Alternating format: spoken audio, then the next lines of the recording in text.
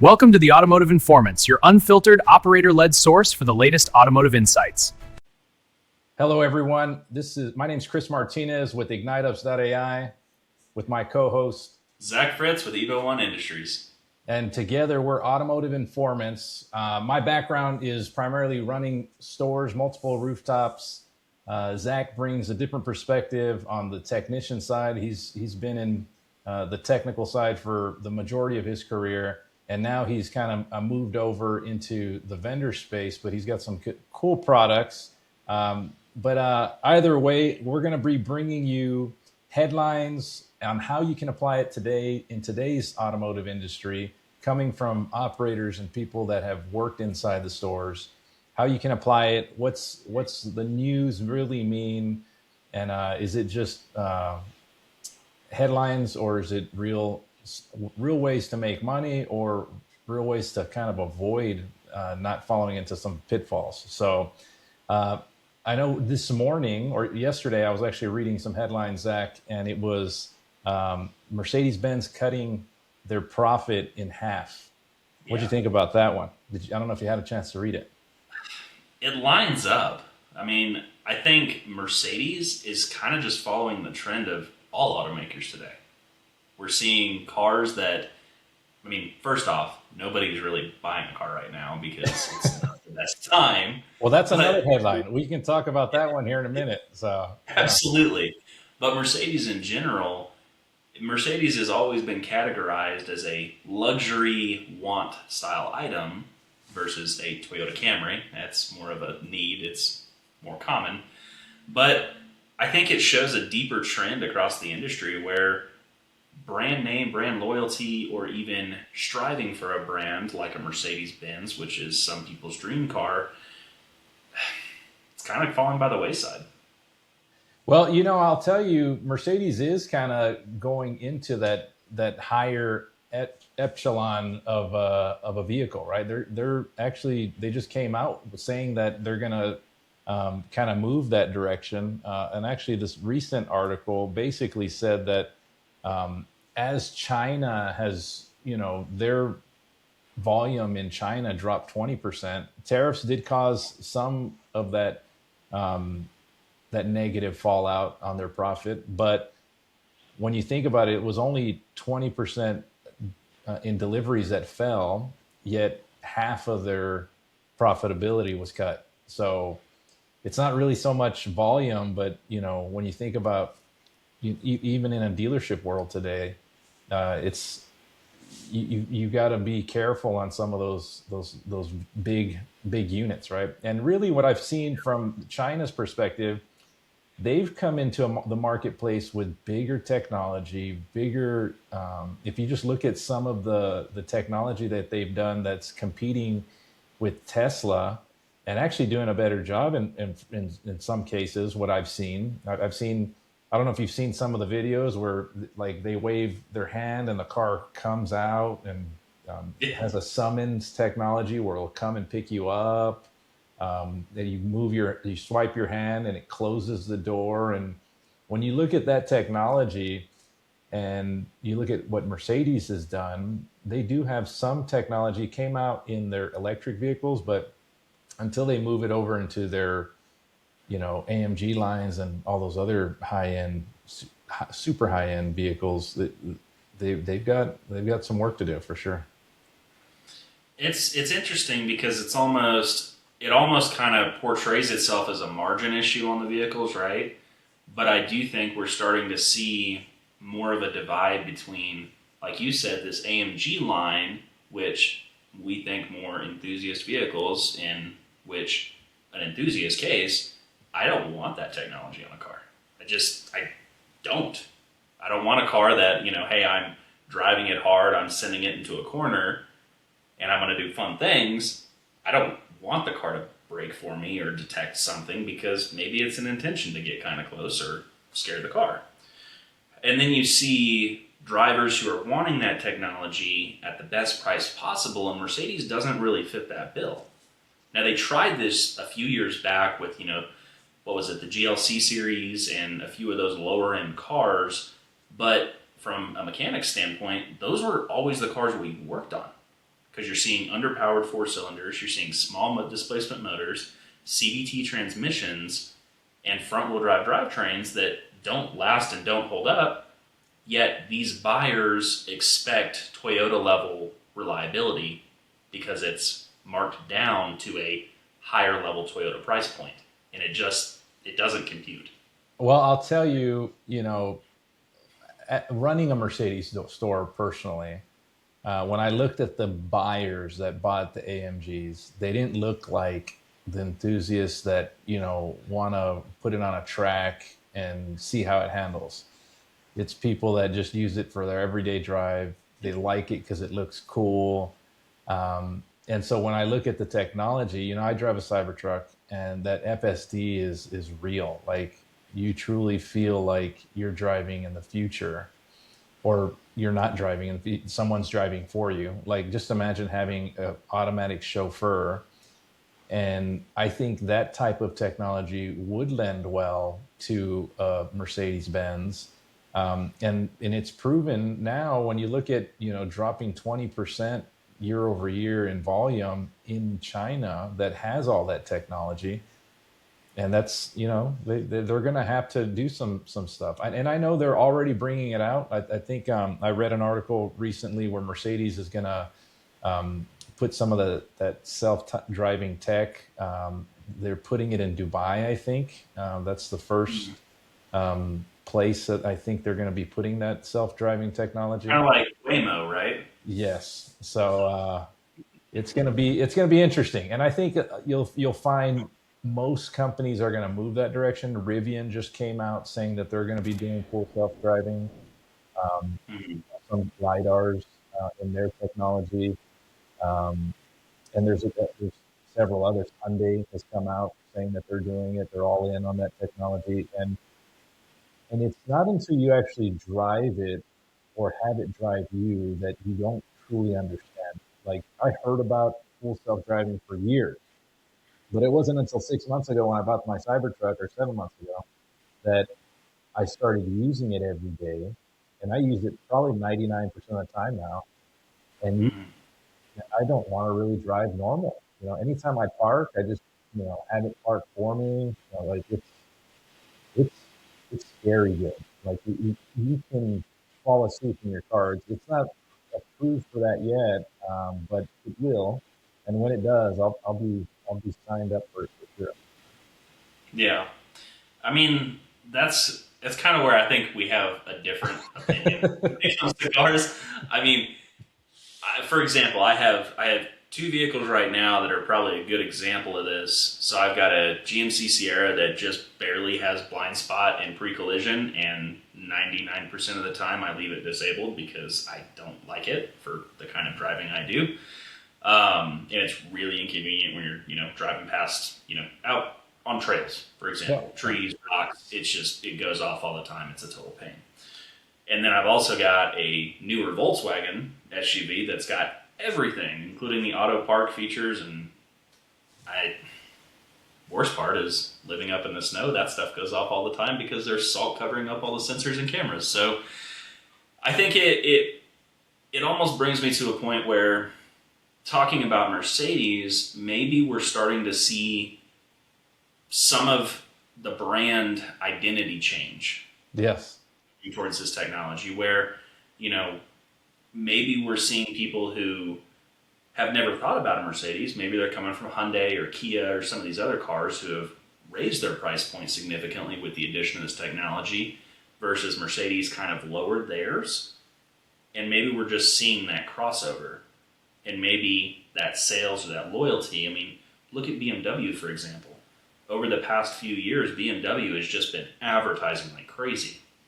I mean, I've never seen such a strong push for BMW in my life, especially whenever all the mechanics know BMW is not the car that they really make it out to be for the most part.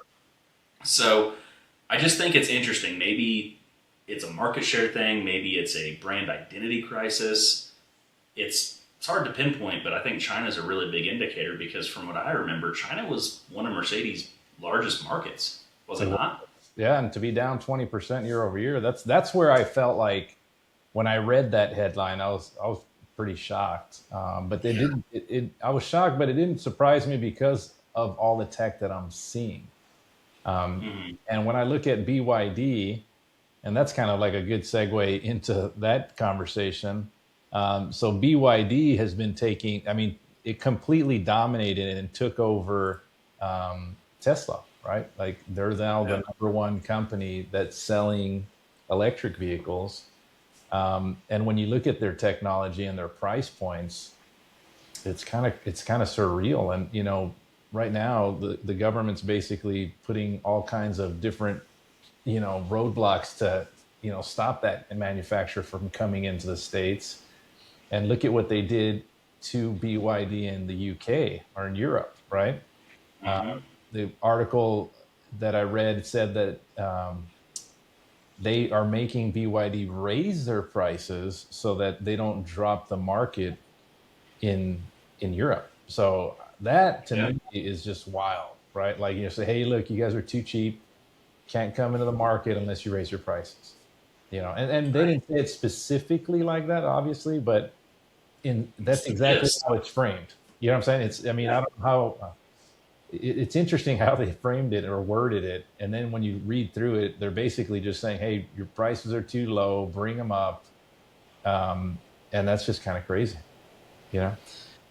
I mean, from a consumer perspective, it then kind of shows you, okay, well, maybe I am really being ripped off, right? Like we know that there's a lot of margin in cars. That's not a secret. However, I guess I look at it too from the perspective of we've seen.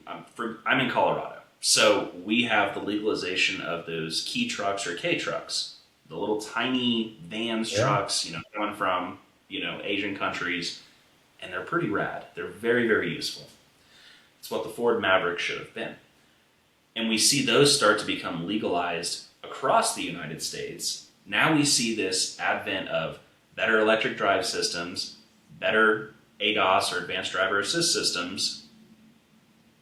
I think that there's definitely a mashup there. Yeah. And also seeing the slate truck come out where maybe BYD finds its footing here with the introduction and the legalization of all that. I think it would dominate, especially if they could find some way to come in around maybe $15,000-$20,000. Yeah, BYD for sure can do that. Crush. Yeah, and that's why they're trying to hold the brakes on them. Like that would really disrupt every OEM if you got a brand new car that you can buy for 15, 20 grand, or if not cheaper. And then you got and right now they're trying to circumvent that, right? They're trying to go through Mexico, and I've even seen some here in San Antonio, BYD trucks that I'd never seen, and all of a sudden you randomly see one, and you're like, oh wow, that's actually kind of cool. And then you see what they're doing, that deal they just made with China, with Canada, I mean, and so now they're going to be putting some BYD vehicles out there, but the big news, the big headline was BYD just sued the United States along with 1,000 other companies. And when you look at the list here, you got Costco, Goodyear, Kawasaki, Revlon, Siller, Luxottica, Yokohama, Alcoa, Bumblebee Foods, Dole Fresh Food. So all of these companies, these are the top 10 major ones. BYD is one of them, obviously, but when you look at all of these companies now just suing the U.S. over these tariffs, but what they're saying, you know, BYD, like they've raised the tariff so high for them that it doesn't make it a market to come into now, right? So that's what they're suing on. And when you read it more, it's just saying that if courts determine it doesn't authorize tariffs, like if they somehow win this, billions in duties could be refunded, and that would definitely be a different thing for automotive, right? So then that would open the door for General Motors and Ford and all these other companies to come in and sue the government too, which would be kind of crazy. But it'd be interesting to see General Motors to sue the government. That would be interesting. But I Don't we still own a piece of the General Motors through the government or something? I don't know. I was waiting to I get my know rebate Tesla back paid on my back. truck. So Yeah. yeah, it's interesting to me because I think it underscores a bigger problem where I understand it from the perspective of myself having a USA made product and trying to do everything here stateside so I avoid tariffs and also American jobs and I can put the flag on my packaging because that's important to me. It's extremely expensive to do that. And sure, we've raised tariffs, but at the same time, it's still really hard to borrow money in the US. The economy is kind of not great. And so, from that perspective, I mean, we haven't supported enough infrastructure to allow US manufacturing to then catch up to that level, but instead we're going to just slap the hand of it. Yep. You know, maybe a better opportunity is for BYD to figure out an American manufacturing play or an American licensing play, have the government then support that under all their green initiatives that they want to push. Great, this is a good way to spend that money.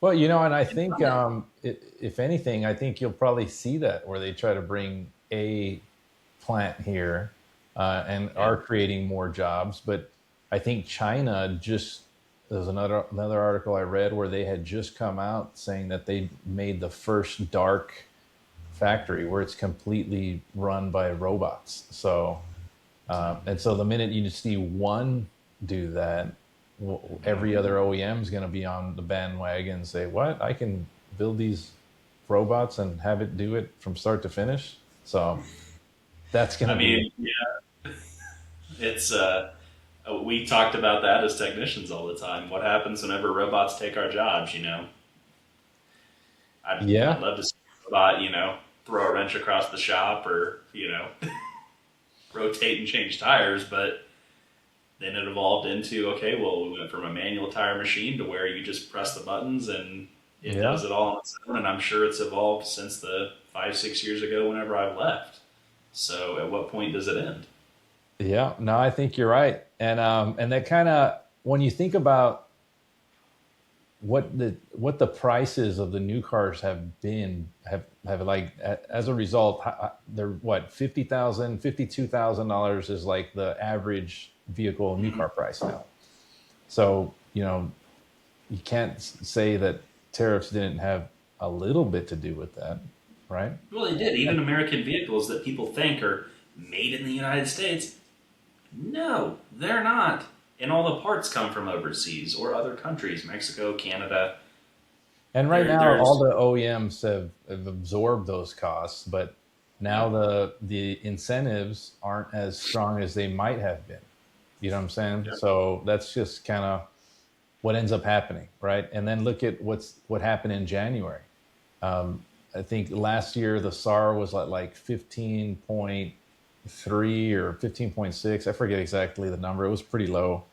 And right now for January, it's pacing 14.9. So if that proves out to be, less than last year, new cars, not only the prices have gone up, but now you're not selling as many, even when we have more people in the U.S. driving more than ever, right? I think it would go, yeah. You would think, but now people are keeping those vehicles longer, partly because, 2022, there was a lot of people that were paying over sticker and they ended up having a lot of negative equity. So 22, 23. And so we're in that cycle right now. So, used car inventory is going to be even more scarce in my opinion. Oh yeah. It frightens me because some of my most popular YouTube videos have been talking about CarMax, right? And I got a comment the other day about, how do you, swap cars every couple of years, but not, like, you must have a ton of negative equity.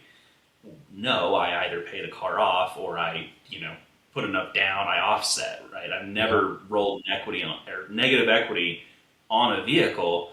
But then I've got friends I have one really, really good friend who probably going to be upset for sharing this, but made a dumb decision. Has a Jeep Gladiator, ended up trading from a Ram that I know he overpaid for, rolled about $9,000 of negative onto that Jeep, and somehow financed at 72 months and is sitting around like, what, $900 a month? You hear those a lot. I mean, I just recently heard a 96-month loan, or this one girl on social media, how she just financed a Hyundai at 36% interest, and I'm just like, yikes! Paying $600 a month on a 10-year-old car, and you're like, that's scary. Well, right. Like my buddy, his Jeep, he had it appraised, and I think they wanted to give him 13 for it, and he owes 32. That's not good. Yeah, that's a real that's a real thing. Like, and you know, when you think about what that new car payment is, like it's $1,000 now. I mean, that's, you know, those $5,000 cars that people used to try to buy back in the day, like they're still trying to buy those cars, but they've got like maybe 300,000 miles or something. Like that's just, it's crazy. It's scary because the rate at which vehicles depreciate these days versus the payoff terms that people have, it rarely correlates. And then I think that gets driven up by this hype that we see on social media of, you know, everybody needs a Lambo. Or like it's that vibe, right? Yeah. Where you see somebody with a Tesla and then you say, well, I need a Tesla, but you're really in like Toyota Corolla or Kia Soul financial territory. And then you think, I'm going to save so much money, but then that depreciation, when the battery starts to age or you see that 50% loss, it never equates out correctly. And then they say, well, now I need something new. So they're forced into a decision to buy another car that's going to do the exact same thing. And it's almost becoming like student loans where people just carry around this burden of debt all the time that I've kind of changed my positioning over the past probably 12 months seeing cars where the cars I have right now, I'm probably going to keep for the next few years until something changes because it makes no sense to buy something new. So we talked about Mercedes, we talked about BYD, we talked about the SAAR coming down, price of the vehicles. What do you think? Like, how do you tie that all in together to try to say, how can we help the stores today navigate this kind of noise? Is it just noise, or is there opportunity where they can now, you know, operate at a different level and sell more, make more, service more? What do you think? I think it's twofold. There's a lot of noise, and unfortunately, that noise is not just isolated to our industry.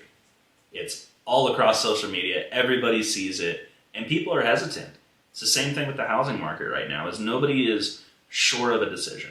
Yeah. However, I think if you can reassure somebody to make a decision that is truly good for them, which some car dealers don't do, but the good ones are consistent with, then I think you'll succeed. And you're able to break through all of the noise and all the drama if you can truly do the right thing for the right reasons. And customers will see that. I'm with you on that. I'll tell you from my perspective, I think that you definitely need to make sure that you're stocking the right inventory, making sure that if you sit with your new car managers, treat it like used cars, how you would source used cars, and make sure that you've got your volume vehicles and make sure that you're not, sitting on too much of that heavy stuff. Because that, those things are the ones that generally have the biggest drops. And then two, if people are keeping their vehicles longer, make sure that you've got your service department set up. Like if you've got capacity or if you don't have capacity, then you may need to look at investing on expanding your tech base. I see a lot of dealers every time that I'll talk to them and they say, I can't handle any more service business. And then I look at their tech bay and they've got 8 bays and you're like, well, I mean, you could add 10 more if you just kind of extended this out a little bit more, and then you wouldn't be sending any of these people home or to other competitors. So I think if where we're at is going to be a space we're going to be at for the next several years, then kind of look in that direction. And then in addition to that, focus on used cars. Used cars, you're going to have to focus on, servicing them and trying to get those customers in so that you can have vehicles and inventory to sell. Because if Mercedes is saying they're going to drop their inventory, then you're going to need to, keep selling cars somewhere, right? So if the availability is going to get a little bit more scarcer as a result of what's been happening, and they're going to focus more on margin, then you're going to have to focus more on margin and stop those leaks. Like, make sure that you know how to have your used car inventory acquiring strategy, service, making sure you've got that strategy down, and then new cars, making sure you've got good new car team to understand how to source and get those vehicles as well. So, and stop selling everybody on a Ram TRX, an M4 Comp Sports Special Edition, or AMG GTs. Not everybody needs those cars.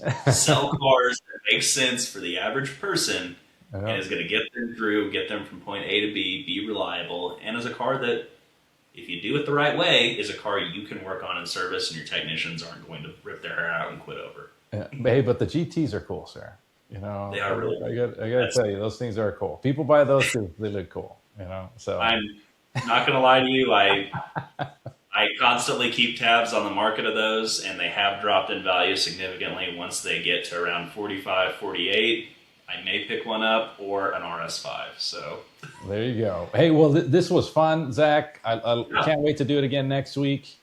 Likewise. But this is for a first go. I think this was good. So this was Automotive Informants, right? So I like it. It was. If you've got any comments down below on topics you want us to cover, please drop them below in the comments section. All right. Perfect. Until next week, Zach, we'll see you guys. Thank you. Here, Chris.